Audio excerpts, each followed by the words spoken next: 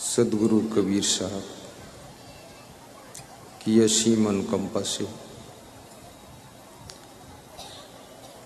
पूज्य श्री क्षमादेव जी की कृपा से हिंदुस्तान की पवित्र भूमि बिहार प्रदेश डिस्ट्रिक्ट सुपौल थाना जदिया ग्राम हरिनाहा की पावन धरा पर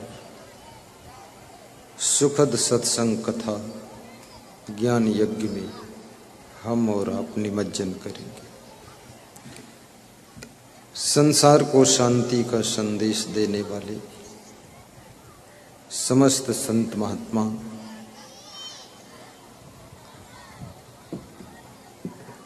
व्यास गादी पर आसीन दूर दूर से पधारे हुए सब संतों को साहिब बंदगी,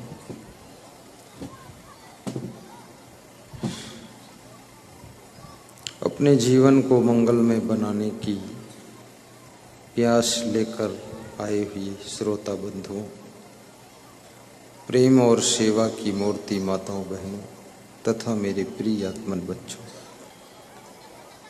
सदगुरु कबीर साहिब से किसी भक्त ने प्रश्न पूछा है,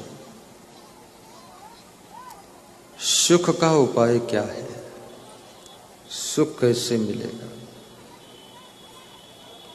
सदगुरु कबीर साहिब कहते हैं, जिसके जीवन में 5 बातें होती हैं उसके जीवन में सुख मिलता है। नंबर 1 आपातजय, जो अभिमान को त्याग कर देता है, जिसका विनम्र स्वभाव है, नम्रता जिसके वाणी में और जिसके कर्मों में झलकती है, कोमल हाथों से जो कार्य करता है और विनम्र वाणी बोलता है,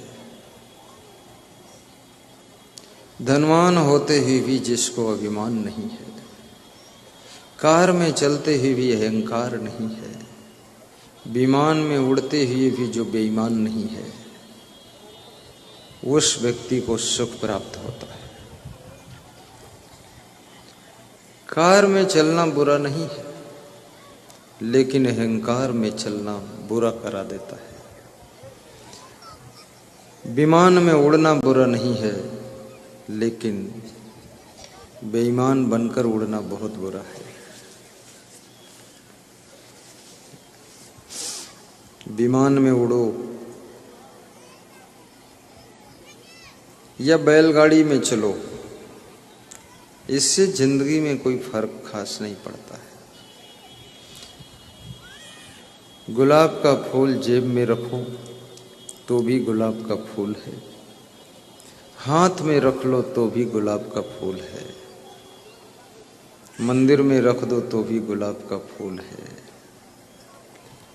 राह में डाल दो तो भी गुलाब का फूल है, और उस गुलाब के फूल की माला गूंथ कर पहन लो तो भी गुलाब का फूल है। यदि तुम गुलाब के फूल हो, पैदल चलो तो भी तुम हो, कार में चलो तो भी तुम ही हो, और वायुयान में उड़ो तो भी तुम हो। कहते हैं कि कपड़ा बदलने से आदमी नहीं बदल जाता है, और मकान बदलने से ईमान नहीं बदल जाता है, और सामान बदलने से सम्मान नहीं बढ़ जाता है, और मित्र बदलने से जीवन में कोई सफलता नहीं मिल जाती है।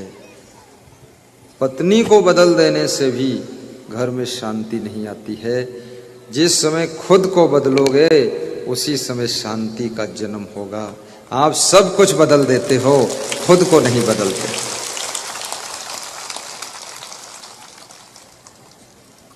और खुद को बदलना एक तपस्या कहा गया है, और जो खुद को बदल सकता है वो दूसरों को भी बदल सकता है। जो खुद को संभाल सकता है दूसरों को भी संभाल सकता है, और जो स्वयं को नहीं बदल सकता है वो दूसरों को कभी नहीं बदल सकता है। इसलिए अपने आप को चेंज कीजिए। यदि तुम चाहते हो हमारे घर में कोई चाय ना पिए, सबसे पहले तुम चाय पीना छोड़ो, फिर कोई नहीं पिएगा। चुपके चुपके एक दो लोग पिएंगे तो भी डर डर के पिएंगे, लेकिन तुमने अगर आधी कप चाय पी ली तो खुलेआम लोग 1-1 लीटर चाय पिएंगे। स्वयं को बदलना है।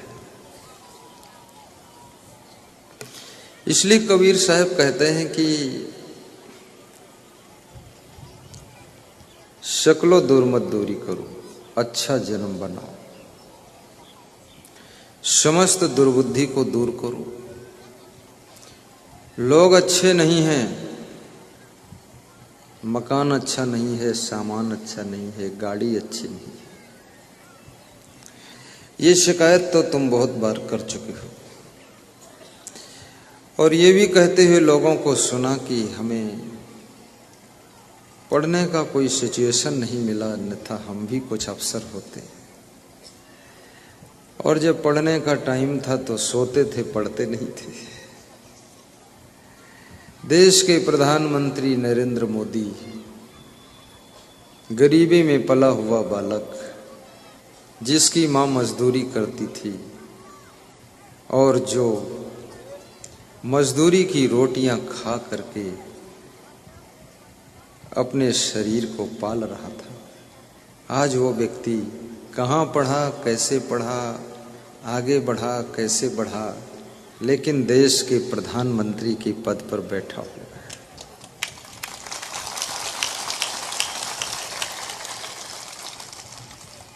और प्रधानमंत्री बनने के बाद भी अपनी बूढ़ी डोकरी कमजोर मां को याद रखता है व्यक्ति। साल में 2-4 बार उनको मिलने जाता है। जो प्रधानमंत्री भी नहीं है, कुछ भी नहीं है, वे मां से नाराज होकर के 10 साल से मिलने नहीं गए हैं। ये क्रोधी दास मां के नहीं पहुंचे पास और कहते हैं हम बहुत कुछ करके दिखाएंगे। जो कर चुके हैं उसको भी तुम बिगाड़ोगे, कुछ नहीं दिखा सकते हो।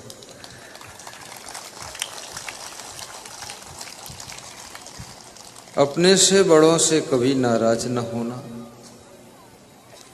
छोटों से कभी उलझना मत, और समान वालों से कभी तकरार न करना, और अपने देवरानी जेठानी के बीच में बोलचाल बंद न करना, और सासू और पतोहू के बीच में मिलना जुलना बंद न हो पाए।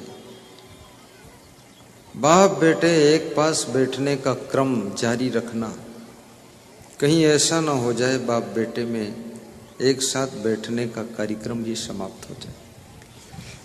अभी एक सज्जन मुझसे कह रहे थे उत्तर प्रदेश में कि मेरा लड़का विदेश में है, 9 महीना हो गए हैं, न फोन किया है, न खबर दिया है, न समाचार दिया है। तो मैंने कहा ऐसा तुम सोच रहे हो, क्या बेटा भी सोच रहा है कि पिताजी से समाचार नहीं मिला है? बोले वो तो नहीं सोचता है, वो तो ये भी नहीं मानता है कि मेरे बाप हैं, पर मैं मानता हूँ मेरा बेटा है। तो मैंने कहा एक तरफ से रिश्ता नहीं चलता है, एक हाथ से ताली नहीं बजती है, दोनों तरफ से रिश्ता चलता है। एक किनारे से नदी नहीं बनती है, दोनों किनारे होते तब नदी बहती है। ये प्रेम की गंगा तो दोनों किनारों में बचकर बहती है।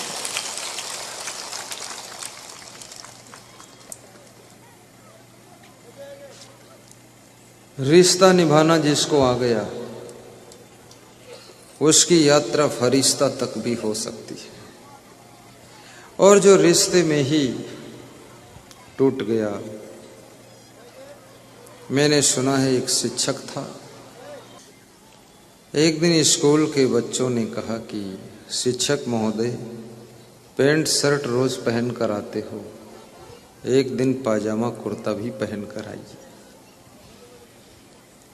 हम आपको पाजामा कुर्ता में देखना चाहते हैं। शिक्षक सीधा साधा स्वभाव का था। आपसे प्रेम करने वाले लोग आपको सुंदर कपड़ों में देखना चाहते हैं। इसलिए कभी कभी आपकी वाइफ कहती है, आज इस रंग का बुशर्ट पहनिए, आज इस कलर की पैंट पहनिए, ये पैंट उतार दीजिए, दूसरे रंग की पहनिए। शायद आपने जिंदगी में कभी नहीं कहा होगा अपनी वाइफ से कि ये साड़ी पहनिए, वो साड़ी ना पहनिए, क्योंकि आपकी वाइफ पहले से होशियार है। जैसी तुम चाहते हो वैसी साड़ी पहन कर निकलती है और तुमको समझाना पड़ता, तुम भी पैंट ऐसी लगाइए।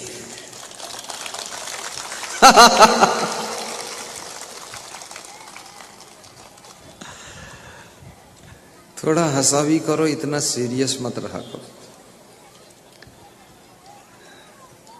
तुम हंसोगे तभी तो हम तुम्हारे प्रेम में फंसेंगे।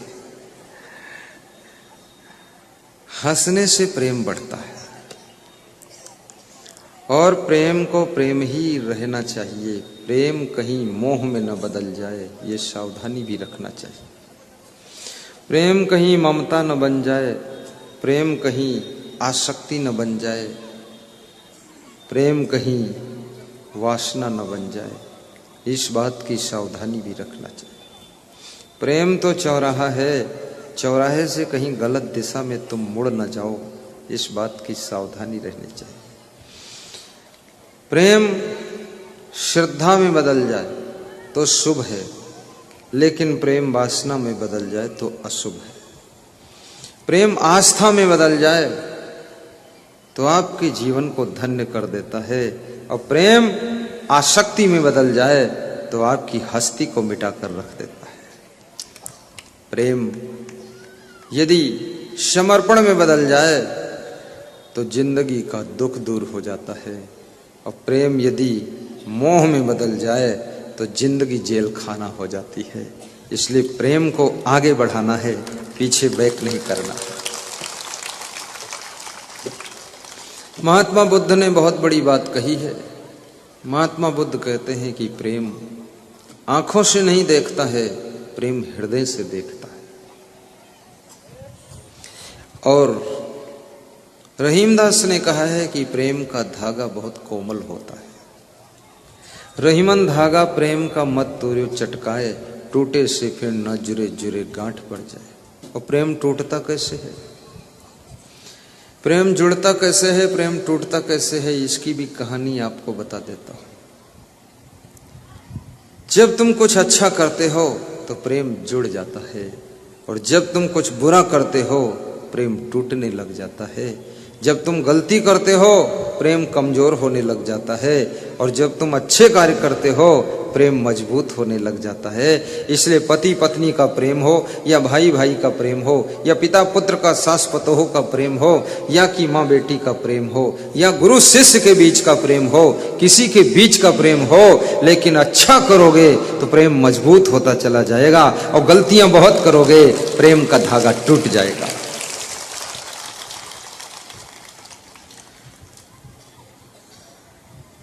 तुम्हारी गलतियां प्रेम को कमजोर कर डालती है। कई बार देखा जाता है जब पति पत्नी का विवाह होता है, और विवाह के मंडप में जब पति पत्नी 7 फेरे घूमते हैं। बिहार में भी 7 फेरे घूमे जाते हैं क्या? घूमे जाते हैं। 7 फेरे घूम लो चाहे 17 फेरे घूम लो, लेकिन कितने लोग 7 फेरे सीधा घूमते हैं और शादी होने के बाद फिर उल्टा घूम जाते हैं। ये 7 फेरे की परंपरा हर प्रदेश में है, परंतु जब 7 फेरे तुम घूमते हो, मैंने छत्तीसगढ़ में जो देखा वो बता रहा हूं, तो आगे आगे पत्नी चलती है और पीछे पीछे उसका पति ऐसे हाथ करता है कि तुम्हारी रक्षा करने के लिए मैं तैयार हूं। और पति पत्नी का प्रेम जुड़ जाता है, शादी हो जाती है, दोनों वाइफ हस्बैंड बन जाते हैं। उसके बाद जब पत्नी अपने ससुराल जाती है, देखती है क्या कि हमारे पति जी दारू पी रहे हैं, हमारे पति जी बीड़ी पी रहे हैं, स्मोकिंग कर रहे हैं, पुड़िया गुटखा खा रहे हैं, ताश खेल रहे हैं, गंदे कपड़े मैले कपड़े पहने घूम रहे हैं। जब शादी में तुम इतने अच्छे कपड़े पहनकर घोड़े पर बैठकर चलते हो, तो जिस लड़की के साथ तुम्हारा विवाह हो रहा है वो देखती है, खुश हो जाती है कि इतने सुंदर कपड़े पहने मेरा पति घोड़े पर बैठा है। और शादी होने के बाद जब देखती है मेरा पति खुद ही घोड़ा बन गया है, तो उसको बहुत दुख होता है।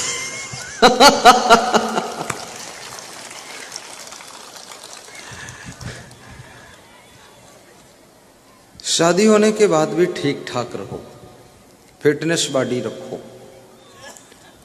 जैसे पुलिस विभाग में भर्ती होने के पहले शरीर को फिटनेस रखते हैं लोग, दौड़ लगाते हैं, लंबी कूद, ऊंची कूद।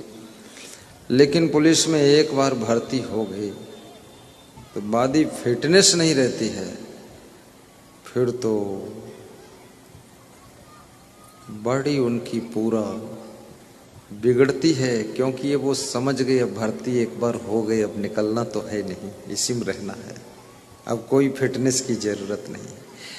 ऐसे ही कितने पति पत्नी शादी होने के बाद फिटनेस का ध्यान नहीं देते,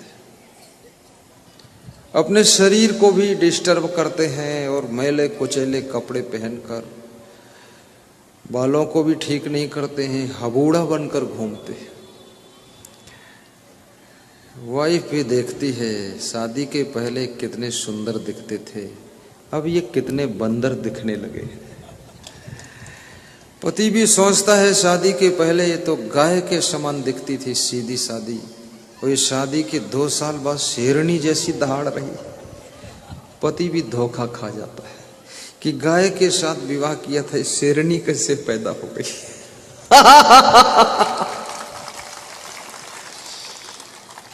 इसलिए जैसी भोली भाली बन करके तुमने विवाह किया है, शादी के बाद भी भोली भाली ही रहना, ये विकराल रूप मत प्रकट करना। इससे तुम्हारी क्वालिटी गिरती है, कीमत गिरती है, और लोगों को डाउट होता है कि बहुत बड़ा डिफरेंस ऐसे कैसे हो गया। ये दुनिया के झमेले, घर के काम काज, ये तो सब ऐसे ही चलते हैं। उसके बीच में ये सोचो कि तुम्हारा स्वभाव बिगड़ तो नहीं रहा है, चिड़चिड़ा स्वभाव तो नहीं हो रहा है, तुम्हारी आदतें तो नहीं बिगड़ रही हैं, तुम आलसी बनते तो नहीं चले जा रहे हो। कितनी स्त्रियों का पति ऐसे है जैसे भैंस का पड़वा है। भैंस का पड़वा दिन रात पड़ा रहता है, ऐसे उनका पति भी पड़ा रहता है। उन्होंने सोचा था पति मिला है, पति के बदले वो पाड़ा मिला है, भैंस का पाड़ा पड़ा। मध्य प्रदेश में कहावत है, पतोहू को लाड़ी कहते हैं, लाड़ी। और लाड़ी आई, सास ससुर ने सोचा कि लाड़ी आई है, 1 साल बाद देखा वो भैंस की पाड़ी आई है। पड़ी रहती, काम कुछ नहीं करती। गुरु के पास कितने चेला लोग आते हैं, गुरु बड़ा खुश होता है कि एक चेला और आ गया। 1 साल बाद देखते हैं गुरु चेला नहीं है, ये तो झमेला आ गया। बड़ा कुकर्मी है, चुगलचाई करता है, झूठ बोलता है, चुट्टा है, चोरी करके खा लेता है कुछ, और काम नहीं करता है, इधर उधर निकल जाता है। गुरु भी फंस गया। गुरु ने सोचा था चेला मिला है, उसको नया झमेला मिला है।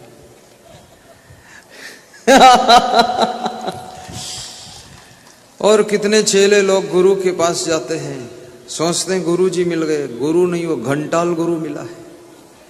घंटाल गुरु पूरा ढोंगा है, बुद्धि विवेक कुछ नहीं, उल्टा पलटा काम करता है। ऐसे घंटाल गुरु, ऐसे उपद्रवी चेले, ऐसे ये पति पाणा और लाड़ी पानी, ये सब बन बन करके घर का विनाश मत करो।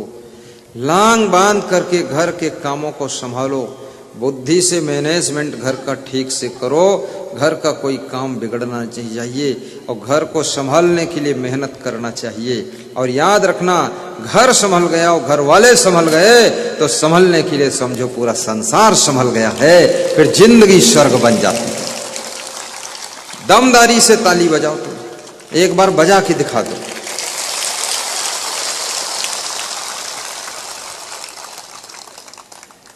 बजाते हो लेकिन बजाते समय हंसना भी चाहिए, तब अच्छा लगता है।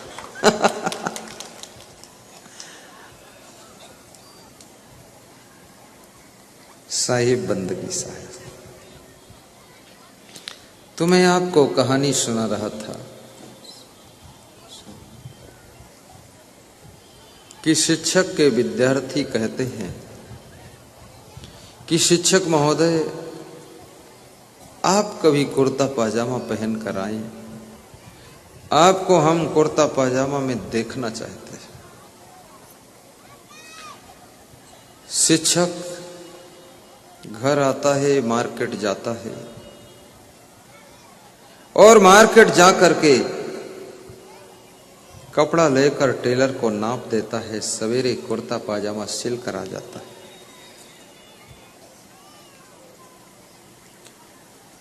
गाड़ी बनवाइए तो कुशल मैकेनिक से बनवाइए और कपड़ा सिलवाइए तो कुशल टेलर से सिलवाइए, अन्यथा कपड़े की कीमत भी चली जाएगी और सिलाई भी चली जाएगी। कहीं बाह टाइट होगी, कहीं टांग छोटी होगी और तुम शिकायत करोगे तो टेलर क्रोधी है, वो तुम्हारी टांग भी काट देगा। उस क्रोधी से सिलवाओ मत। परफेक्ट व्यक्ति होना चाहिए। गुरु ऐसा बनाओ कि तुम्हारा गुरु भी परफेक्ट हो, इफेक्ट हो, इंप्रेसिव हो, सिलेक्टिव हो, कलेक्ट हो, करेक्ट हो। ऐसा गुरु ना हो जो रिजेक्ट हो। रिजेक्ट को आप गुरु बनाएंगे, कोई अर्थ नहीं निकलेगा। जब शिक्षक पाजामा पहनकर सुबह खड़ा हुआ तो पाजामा 4 अंगुल लंबा था और जमीन में झाड़ू लगाता हुआ चलता था। आज का युग होता तो आज के युग में तो झाड़ू लगाने वाले ही कपड़े पहने जाते हैं। लोग पैंट भी ऐसी पहनते हैं जो झाड़ू लगाती हुई चलती है। महिलाएं साड़ियां भी ऐसी पहनती जो झाड़ू लगाती हुई चलती है। 2-4 बार आंगन में निकल जाए, झाड़ू लग गए। सब कपड़े फर्श में, जमीन में लथर रहे हैं। न जाने कौन मॉडल का फैशन है। और ये साड़ी गंदी होगी, पैंट गंदी होगी, पाजामा गंदा होगा, गोबर लगेगा, मिट्टी लगेगी, गंदगी लगेगी। उसके बाद जा करके बिस्तर में लेटोगे तो गद्दे में गंदगी लग जाएगी, रजाई में गंदगी लग जाएगी और फिर उसी में सांस लोगे तो कहोगे ऐसी खुशबू तो कभी नहीं मिली थी।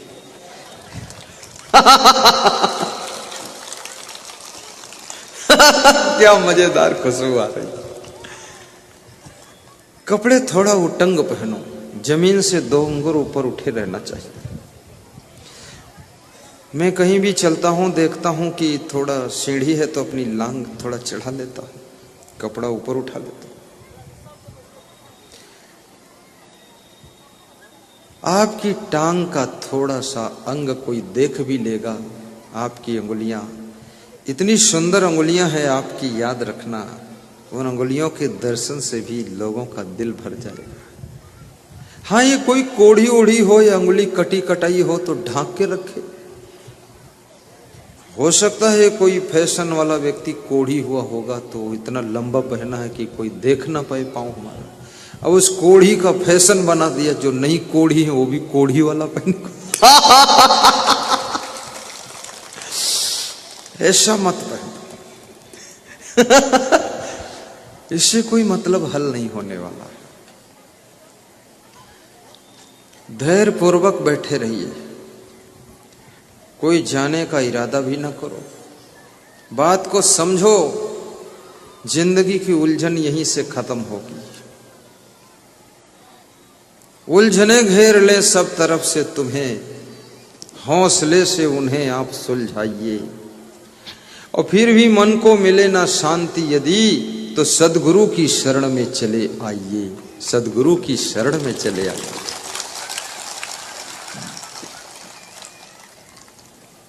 कभी आपका मन ज्यादा उलझन में पड़ जाए, आपको ऐसा लगने लग जाए आत्महत्या कर लूं, क्या कर लूं, मर जाऊं मार दूं, कुआं में कूदूं आग जला लूं, मर जाऊं पेट्रोल डालकर छिड़क दूं, गोली मार लूं, क्या कर लूं। ऐसा तुम्हारा जब मन होने लग जाए, मरो मारूं की इच्छा हो जाए, न तो मरना न किसी को मारना, बल्कि हौसले पूर्वक उन समस्याओं को, उलझनों को सुधारना। धन्य धन्य हो आप, महान हो। और यदि फिर भी मन को शांति न मिले और जीने का मन न हो तो 2-4 दिनों के लिए जहां गुरुदेव का सत्संग हो रहा हो वहां जाइए, ध्यान से प्रवचन सुनिए, गुरुदेव के चरण छुइए, आशीर्वाद लीजिए। फिर देखो आपके अंदर इतनी हिम्मत, हिकमत, मेहनत, रहमत, खिदमत सब पैदा हो जाएगी जिससे तुम 50 साल और जिंदगी जियोगे।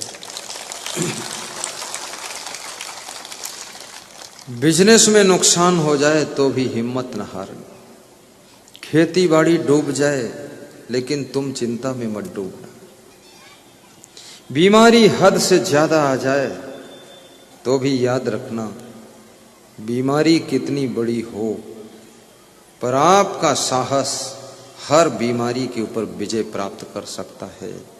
परहेज कीजिए, सूरज की धूप का सेवन कीजिए, सरसों के तेल को हाथ पैरों में मालिश कीजिए और बीमार पड़े पड़े खाट पर जोर से ठहाका मारकर हंस दीजिए।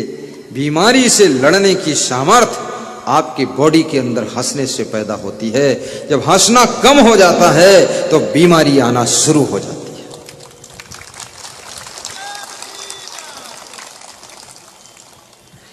और इस दुनिया में हंसने वालों के लिए भी बहुत आइटम है और रोने वालों के लिए भी यहां बहुत सिस्टम है।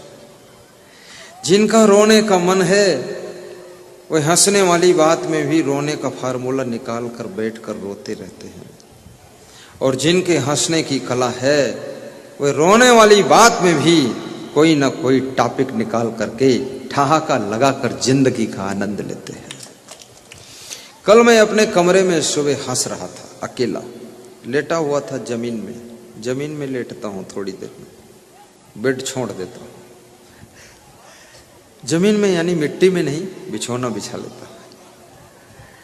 लेटा था, योग ध्यान कर रहा था और हंस रहा था तो एक साधु अंदर आया मेरा और बोला, कौन है साथ में हंस रहा है, अकेले है क्या? मैंने कहा कोई नहीं है, अकेला हंस रहा हूं। मुझे बातें याद आ रही थी। गत वर्ष राज विराज नेपाल में प्रवचन था, वहां गया था। वहां कुछ ऐसी घटना घटी थी जिसको याद करके हंसी हरिनाहा में आ रही थी। कितने लोग ऐसे पुरानी हंसने वाली बातों को भी याद करके थोड़ा हंस लिया करो और गलतियां ना करा करो, नहीं तो हंसी आपकी बंद हो जाएगी। जितना गलतियां करोगे उतना हंसना कम हो जाएगा, और जितना सावधान रहोगे, अच्छा करोगे, हंसना जारी रहेगा। भगवान कृष्ण हंसते थे, संघर्ष तो बहुत थे, बचपन से थे। कंस उनके मामा कभी पूतना, कभी बकासुर, कभी लकासुर, किसको किसको भेजकर मारने का प्रयास कर रहे थे कि मेरे भांजे को, मेरे भगना को मार डालो। अब भगना ऐसा है जो कि अजर अमर है, जो कोई नहीं मार सका, तो कृष्ण ने फिर कंस को मारने के लिए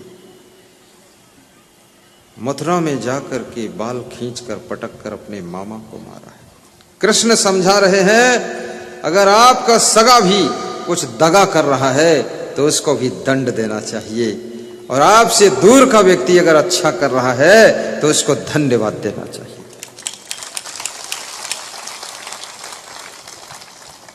मामा जी का काम तमाम किया है भगना ने। भगना ने सिखा दिया कृष्ण भगना है, कंस मामा है। भगना बोलते ना, भगना, ये भगना कितना न्यायोक्त काम कर रहा है। और कृष्ण के जीवन में जरासंध से संघर्ष होता है, फिर भी वे हंसते हैं। आपका तो किसी से संघर्ष भी नहीं है, इतनी समस्या भी नहीं है, फिर भी ये रोने जैसा चेहरा बनाकर मत बैठा करो। बुढ़ापे में भी थोड़ा बच्चों जैसा ही हंसा करो। आपने घोड़े को देखा होगा, घोड़ा जब चारा खाता है, दाना भूसी खाता है, तो घोड़ा खाते समय बीच बीच में क्या करता है,